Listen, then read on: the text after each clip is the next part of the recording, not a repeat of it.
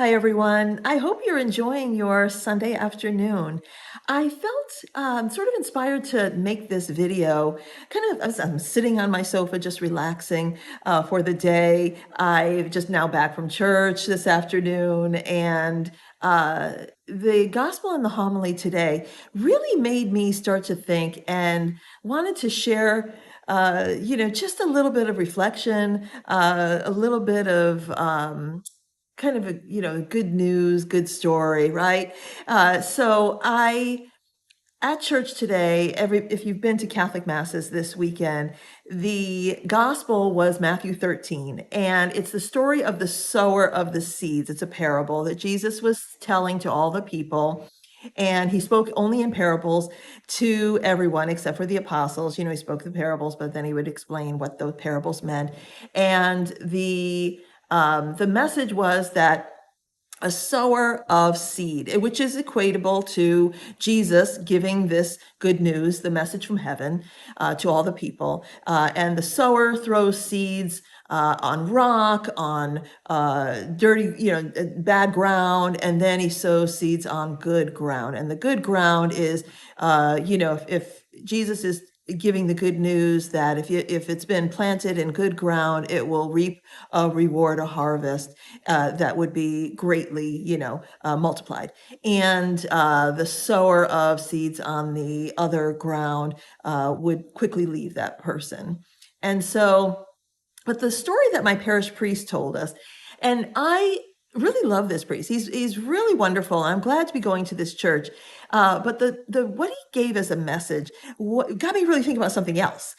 So he was talking about people being good to their neighbors and family. And he was talking about family, and he was saying something about some people, which is natural, right? This is natural if you think this way, that if you have family members who have a need, and they have gotten themselves into trouble, they have done, their life wasn't exactly the straight, narrow path, right?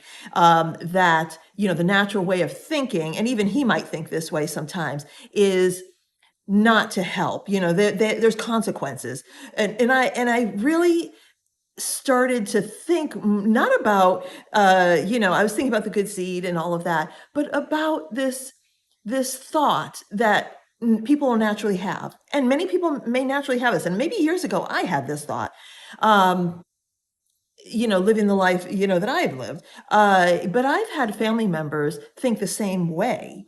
And I wasn't until I myself came into like a transformation with God, where, and I've talked about this before, but I've lived my life one way for decades: selfish, immature, foolish.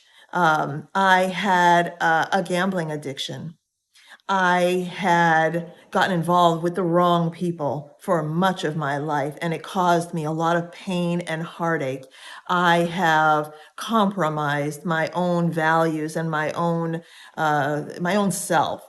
And God finally warned me in a dream, and it transformed my life. I picked up a Bible for the very first time. I started reading that Bible. God's word changed my life entirely. Well, God changed my life entirely, but the reading the Bible also, and knowing God's word. And I tell this story now because as I was thinking, when our parish priest was talking about the natural way of thinking and trying to, not think that way, right? Sow the good seed, and people, it will multiply. I thought about, if God hadn't saved me, I would be in the same predicament that I was in that long ago. And some of my family members, not all of my family members, but some of my family members had that same line of thinking, which is, again, very natural.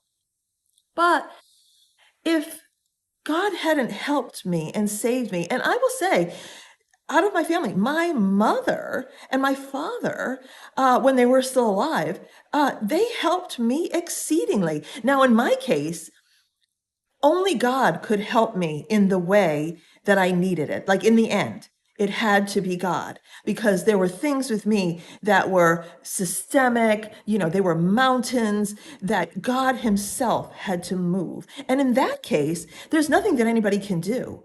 But the little things that my mother and my father did, they saved me in many, many ways. And so I wanted to make this video because I want, other people to think, when your neighbor is knocking on your door, and it could be not a physical door, but a door of just a window, right? A window, a door. They're out there and they say they need help. You're it doesn't have to be someone that's just a neighbor, right? Your friend, your family member, your brother, your sister, your aunt, your uncle, grandma, grandpa, your son, your daughter, just a stranger on the street. As I was driving home from church, there happened to be several homeless people that were outside. And I live in Florida and it's so hot here. I mean, I could barely stand outside yesterday for like 15 minutes. I was sweating profusely. And here we had people that were standing outside and hoping that someone would help them. I didn't have any money on me at the time. So I went and I got some food. I got food and water. And I also had some, I know it's not much, but toiletries in my car that I keep just in case I do see people. And I gave those as well. And it just got me tied, like everything tied together. You know, if you see someone that needs you, help your neighbor, family member. There's consequences, yes. The consequences are at the end of our lifetimes. When we die, God will judge us. But God has tremendous mercy over us. He has tremendous love and compassion for us. And I can't even think of the name, the Bible verse, but it's, be merciful as God is merciful to you. If you've ever had God help you, turn that back around on your neighbor. If your neighbor is knocking on your door in your life, open the door. And sometimes you can't help someone. God can only help them ultimately. But there are things that you can do to show some mercy, to show a little kindness. It's not much, but it's something. And God will see that and reward you. You will see blessings over your own life. You will feel an inner blessing with the peace and the love that you have shared to others turns back right around on you. It really just dawned on me that I was at a point in my life where I could have been homeless. I could have been living out of my car the way I was living. I still had money and jobs and everything, but I wasted a lot of things. And so, yes, there are consequences to those things, and I've suffered many, but I've also had God's saving power in my life. And He's been here for me in a way that I just can't even talk enough about. And so, as I thought about the gospel today in sowing the good seed on fertile soil, our little part in this world, in our lives, is to try to sow the seed, good seed, God's word, doing a kind thing for someone. And maybe it'll take root, maybe it won't, but you will have done your part. Do your part and let God take the rest. And so I just wanted to make this video to sort of get that message out, to share and to encourage people that your neighbor comes in all different forms, and go against the world. When the world says, let those people go to their own consequences, it's their fault. The Christ way, the narrow pathway is to say, yeah, but notwithstanding that, I'm just going to do this little thing for them.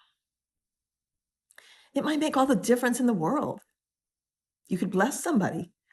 You can get blessings on yourself and your family. God will reward in one way or the other.